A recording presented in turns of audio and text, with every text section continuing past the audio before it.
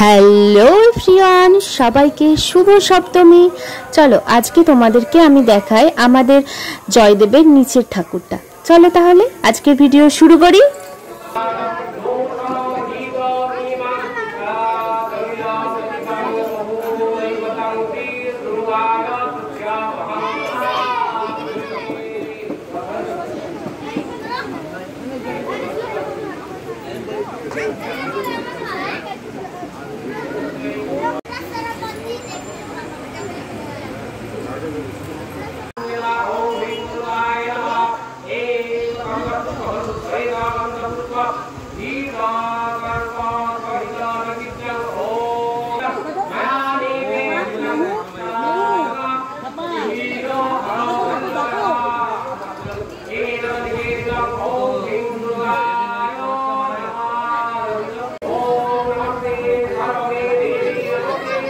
চলো তাহলে এখনকার মতো টাটা, দেখা হবে সন্ধেবেলায়।